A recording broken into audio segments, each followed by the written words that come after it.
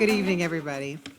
It was the summer of 2007, and the board of directors of a company called APA Optronics asked me to become only the second CEO of this company.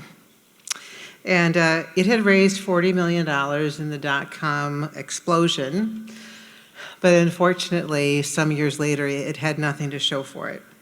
It still had a few $1,000,000 in cash. Thankfully, it didn't have any debt, but it had a market cap of only $10 million and no direction.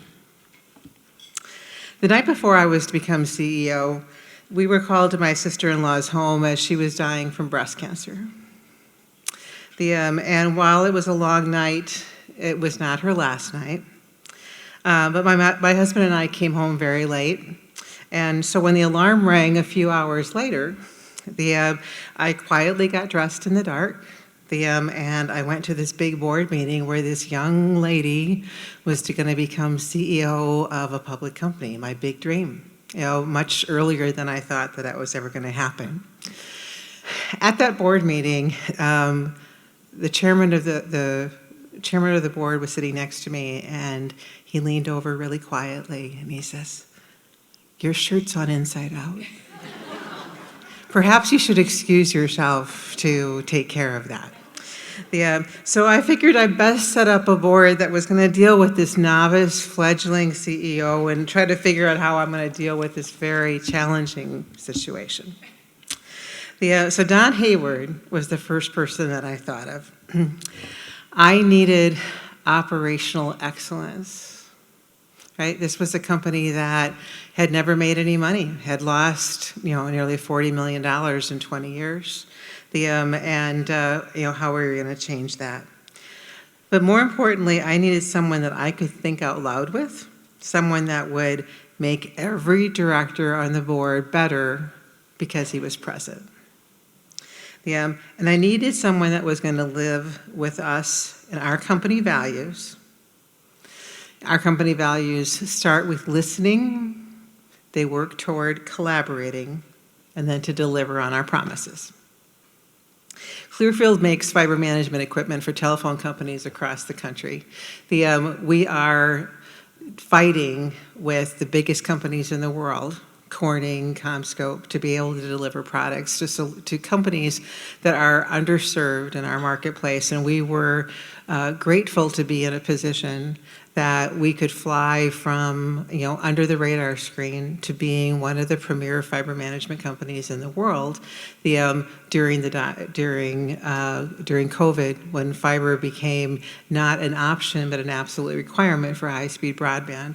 And many of you here in the Minneapolis marketplace, whether you're served by Lumen or other carriers, if you look down the street, you're going to see a Clearfield cabinet, and those cabinets have got my fiber management solutions inside. So, because it was during the COVID period where people understood that high-speed broadband was not a wish or a want, but it was an absolute requirement to be able to live and work and learn wherever that was necessary. Today, our company has a market cap 50 times from what we started with 15 years ago, of which I am extremely proud of. But Don has actively served to make sure that we took the calculated risks and investments to get here. Our company's last core value, and I wrote those core values on an airplane because I didn't have time to be able to call a special committee or to be able to do all of the kinds of things that you might do to be able to bring consensus. Consensus was never part of our core values, right? It was like, this is what we're going to do, guys, right? We're going to celebrate, and that's why we're here tonight. Don doesn't feel comfortable with the spotlight, and I didn't know how uncomfortable Don was not with the spotlight.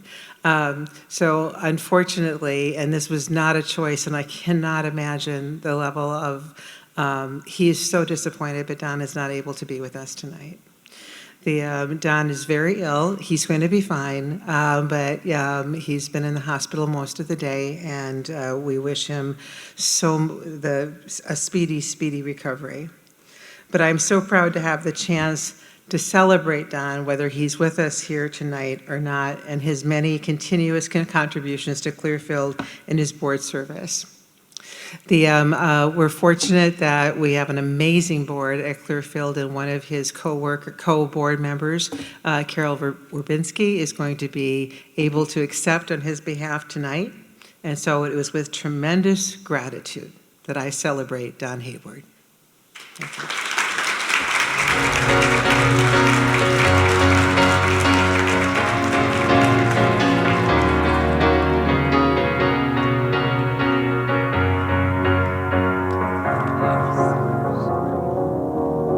You're a sky full of stars. All right, thank you so much for allowing me to present Don's, my esteemed colleague Don's prepared comments for this evening. Start off by saying thank you to Sherry for the opportunity. Also appreciate your kind words. I also want to express my appreciation to Twin Cities Business for your recognition of directors. It's a privilege to be thought of among leaders in this community. Recognition is at the same time humbling and inspiring. This is certainly not anything I could have anticipated when I embarked on this journey. When I first became a director at Clearfield 18 years ago, I didn't fully grasp, nor did I appreciate the weight of the role. And certainly I could not have predicted the responsibility it would come to mean over time. In her autobiography, the former PepsiCo CEO, Nidra Nui, writes, "Leadership isn't about being in charge. It's about taking care of those in your charge." As a board member, this belief compels me to ensure that in our boardroom, each voice is heard and our varied perspectives are valued. I understand that the oversight responsibility of a director is building trust, inspiring confidence, and always doing what's best for the stakeholders, those whose interests we are put in place to represent. Stakeholders include the communities in which we operate. Our duty is to serve them all with integrity, with transparency, and with accountability.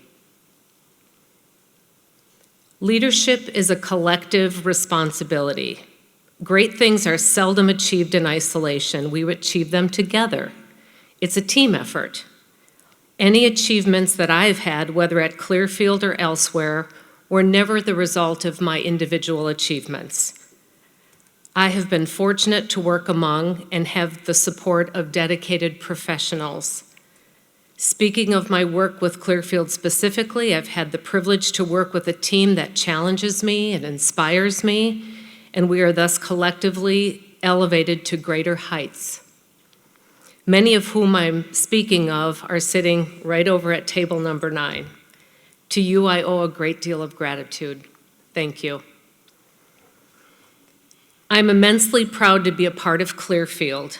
Even though I am the one that gets to take something home tonight and put it on my shelf, and it's my face that's published in Twin Cities Business, I know that this is a collective achievement that's being celebrated.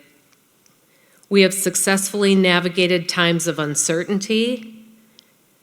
We've collectively worked to position the company for long-term success. We face challenges head-on, and we are guided by our mission, our vision, and our values. A board with integrity is a necessary foundation for a sustainable organization. Reflecting, I'm reminded of the responsibility we carry. We cannot just succeed as business. We can contribute or diminish to the well-being of society. Our decisions affect many lives. It's a duty to lead with compassion, fairness, and foresight. There are many times when prudent stewardship is hard, times when it feels under threat, as it may for some now. You are people who have risen to your current positions by adhering to solid principles of fairness and mindfulness.